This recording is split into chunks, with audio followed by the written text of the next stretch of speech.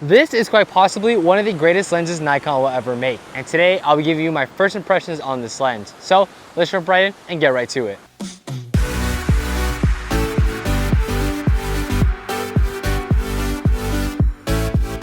What's up y'all, it's Project Photography back with another video, and today before we get started, make sure to follow all of my socials down in the description bar below.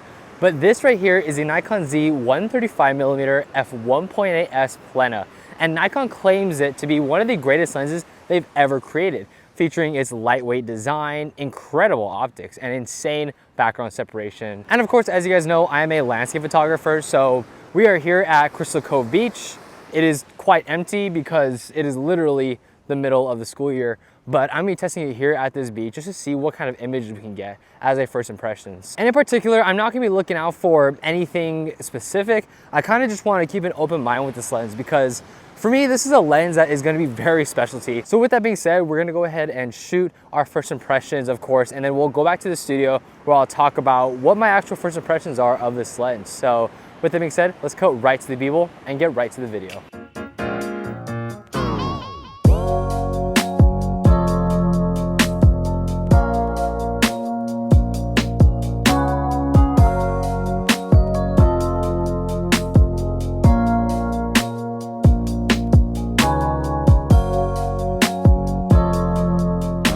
All right, as you can see, the sun is going down. It's probably about like another 30 minutes, give or take, until the sun goes completely down. What we're gonna be doing is putting you guys on my GoPro to get a first person point of view, and putting you guys on my camera so that you guys can see the photos I'm taking, how I'm capturing them. So with that being said, let's jump right in, capture some POV landscape photography.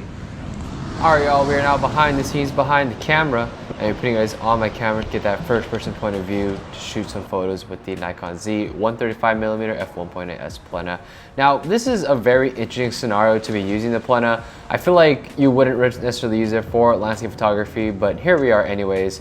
So what I'm trying to do here is get this boat in the background. You can barely see it through the GoPro, but I'm really using the foreground elements to create a nice composition there. And this is the unedited version. And right here, I'm really emphasizing more of those pastel pink colors. And as you can see, that boat is nice and far in the distance, but yet because of the 135mm, still able to get a nice point of view on it. And at 1.8, we can see we're blurring out pretty much everything except for the boat. And I really like that because I just feel like it gives you such a unique, interesting point of view in the image. And even though, you know, the subject matter is far away, we're still able to really isolate it and showcase it in the landscape. Now here, we're taking an image of a bird and we're pretty far away as well, but we still get that nice background separation. Here's the edited version. I think we get some really nice colors in the background, and obviously it's nice and soft, really helping to isolate out that bird. As we keep moving on here, I really like how the images are coming out. I feel like I'm pretty impressed at this point, and I see that what the potential of the Plena could be, and you know, the type of images I can grab from it. So right here, we're actually going to be shooting a cliffside right here. And as you can see, again, it's pretty far, but 135 is such a tight focal length. There are people in the image, but we decided to Photoshop them out because I feel like we make a better image. But the lighting here is really nice. And as you can see, even though we are introducing a lot of those foreground elements, the cliffside is still able to stand out because we are shooting at f1.8, still able to get that nice blur. And honestly, just come out with a really great image. Now, this isn't a lens that I would typically use on a landscape shoot, mainly because, one, it's kind of big. It's definitely bigger than my 24-200, but I think it's actually really interesting to shoot landscapes with it because it has that really interesting aperture. And I've actually never used a prime for landscape photography, but because it's such a telephoto feel to the image, I didn't feel like we were missing out anything. I was like, oh, I wish we had more reach or a little bit wider. I think having the prime makes you think a lot differently in terms of the compositions you're able to grab, and really forces you to be a better photographer as a whole. And you know, I feel like with the 135, yes, you are able to move back and forth, but for the most part, the image that you're gonna get is the image that you're gonna get. You can only do so much to change the image because it's such a telephoto lens. And as we see here, again, getting that cliffside in the background, here's the edited version, and we are able to blur out a lot of those foreground elements. But overall, I really like this image a lot. But as you guys can see, I'm not using a tripod for any of these images, mainly because I wanted to really get the f1.8. And I tried using a tripod before I actually started shooting here, but as I kind of figured out, you can either do one or the other. You can either shoot f1.8 or shoot at f8 and get that tripod in. in order to get those long exposures, just because how the exposures work. And I just feel like you're not able to get a low enough shutter speed despite using ND filters. And this is probably one of my favorite images. As you can see, we're getting a lot of those pastel colors, really bringing up those pinks and those oranges. And again, we're able to really isolate that boat and the sunset in the background, because those are our main subject matters that we're really trying to emphasize. But like I said, I mean, that's why I think in part it's really hard to fully utilize the Plena for something like landscape photography, just because of the f1.8 aperture. Now, I'm not saying you can't get great photos because of it. What I'm saying is that you kind of have to choose between one or the other, getting those long exposures or the aperture. And here is a different composition. I wanted to move to the side so I can really emphasize more of the sunset, yet I still wanted to keep the boat in there as a nice piece of element to create that beautiful composition. Very similar edit to the previous image. But I think it's just a really different approach that you have to take when shooting with a lens like this. It's not necessarily bad or good, and obviously there's no right answer to capturing landscape photography. But I think if you were to take this on a landscape shoot, this paired with a wide angle would actually make a really nice combination, because we're able to get that beautiful, background and foreground separation with the Plena, and then you have a 14mm or 14 to 30 that's able to capture the wide compositions that are required of shooting a landscape. So right here, I see this rock, and to me, it's really interesting. Something that I wouldn't normally take a photograph of, especially if I'm shooting landscape photography. But because we have the Plena, we're able to really isolate the rock and showcase a beautiful separation.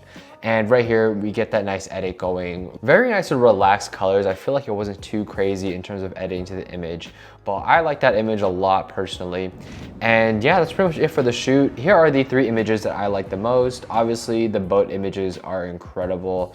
And then we move on to the rock image. I really love the reflection here, and because you have such a shallow depth of field at 1.8 and 135mm, we're really able to showcase out even the reflection in the rock, as you can see. And I really just feel like this does such a good job in isolating that boat. We're able to use these foreground elements, like I said, to kind of create those complex compositions and really showcase that boat in the background. So let me know what you guys thought was your favorite photo of this shoot. Anyways, let's get right back to the video. All right, y'all, so we just got done shooting with the Nikon Z 135mm f1.8s Plena, and man, I had such a fun time shooting with this. It's such an amazing lens, even for something as niche as landscape photography. I think it handled it amazingly. But now it's time to go back to my studio and talk about this lens in the first impression. All right, y'all, welcome back into the studio, and let me give you guys my first impression about the Nikon Z 135mm f1.8s Plena. Now, first of all, this is a beautifully built lens. I don't know how much I can emphasize that, but it's just absolutely gorgeous. Everything from the fine details, like the Plena moniker, the metal type of use. It's almost like a satin metal type of finish. The control ring is actually really well built and feels amazing in the hands, and same can be said about the manual focus. For me, I actually really enjoyed using the manual focus because it was so big, and as you guys know, as a landscape photographer, I'm always manual focusing my lenses to ensure that we have the right focus, and having such a big manual focus thread really helps that a lot. There's a ton of metal on it, literally from the bottom of the lens all the way pretty close to the top. I would want to say close to where the focus ring is all made out of metal. And for me, if you're buying a premium high-end lens, like this is definitely built to last. And I have full confidence that this lens will stand the test of time and ensure that nothing bad is going to happen to it because it's built so well. This huge front element, on the other hand, is wow. I mean, it is literally a gaping hole of just glass. It's like this void that when you look into it, you just kind of, you're so mesmerized by looking into it just because of how incredible this huge front element is. And overall, you really can't help not looking at the lens because of just how gorgeous it is. This on a Nikon Z6 just makes it an absolutely incredible combo. And yes, this is a very big lens. It's a little bit longer than a 24-70, but definitely a lot wider than a 24-70. Honestly, the build almost reminds me of a 85mm f1.8s. And if you guys were wondering about the weight, actually this lens weight-wise is really, really good. I feel like it's not too heavy in my hands. And honestly, when I was carrying it around, I was surprised at how lightweight it actually is. Because I feel like if you just took a look at this lens, you realize like how massive it is. And it's like, oh my gosh, it probably weighs a ton, but it actually doesn't weigh a lot. The handling in the hand with a Z6 is just absolutely phenomenal. It balances incredibly well, and I don't feel like the lens is really front heavy. It's really evenly evenly balanced, and honestly, it just makes it even that much of a joy to shoot with. And I think a big part of this lens and its probable success has to do with the look, the design, the build quality, as well as the other features like its lightweightness. All definitely contribute to how this lens feels in the hands, how it looks. And I think Nikon did an incredible job with the build of it. And honestly, this is probably one of my favorite parts about the Plena. But obviously, this lens is meant to take perfect images. And when I mean perfect, I literally mean perfect images, because even shooting at f1.8, we saw pretty much zero vignetting. It was absolutely tack sharp, corner to corner, even if you're shooting at f1.8. But obviously, because it's such a long focal length, and f1.8 is definitely a very shallow aperture for this focal length, you're not going to be getting a lot in focus if you're just shooting at f1.8, which is fine. I mean, that's what this lens is meant to do. It's meant to blur out the background, blur out any foreground elements, and really help you isolate that singular subject. And for me, that's exactly what you pick up a lens like this for. And as you guys know, I'm a landscape photographer and I love shooting landscapes, and that's actually what I was shooting yesterday. And I normally shoot at around f8, but when I was using this lens, I shot wide open at f1.8, and you're just able to get such an interesting feel and interesting look to the images. And every time you snap a photo, it will come out incredible. You could be a ways away from a subject and still get that insane background blur, where any other lens, this would just not be possible at all. And of course, every single image you take out of this lens is going to be perfection. I just don't know how much I can emphasize that. I mean, obviously I need to test it more, and I want to put it through its paces more so I can give you guys a more clear understanding as to how the images come out. But if you look at any of these images, it's just absolutely mind-blowing what this lens can do. But I think the interesting part about this lens in particular is that it forces you to think differently. Now, this isn't necessarily a good or bad thing. This is just something that is very apparent with this lens, because 135 is such a specific focal length. I mean, that's like a medium telephoto type of feel to the image. And this is not a lens that you just grab, walk around with, and think you're gonna get amazing walk around photos. If we're gonna be walking around and shooting with a lens like this, you have to be quite a ways away from your subject to even get it all in the frame. If I'm shooting trees, for example, or like a light post, I have to be really, really far away in order to even capture it, which is fine. I mean, you understand with a lens like this, it is very much a specialty lens. It's not gonna be something where you're able to just walk around with it all the time. You have to use it in situations that is set up for it to succeed. And I think the way you have to approach this lens is as a portrait lens. And I'm not talking about portraits of just people. I mean, you can attack portraiture in totally different ways. For me, the way I was attacking it is I saw some sort of subject matter where it's a cliffside, or example, I use a lot of the boat images. And even when I was shooting a lot of my landscapes, I attacked it in a portraiture sense, where I would have the cliffside in the background, and then I would use the f1.8 aperture of this lens, and because it's such a shallow depth of field with 135 as the focal length, I'm able to blur out the foreground and use those complex, subject matters and the different elements in order to make the main subject matter stand out.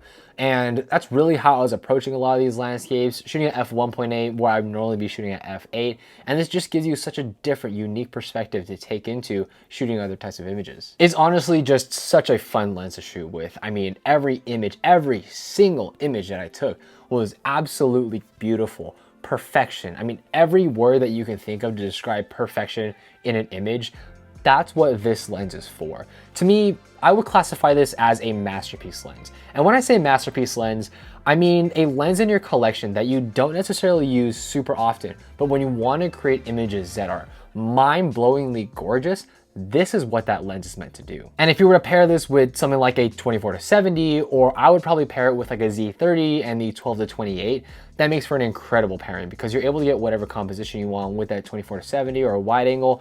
And then this is really able to help isolate certain subject matters that you really want to showcase. And I think this has a lot of uses actually. Obviously, portraiture is going to be amazing, but I think like landscape photography can definitely use a lens like this.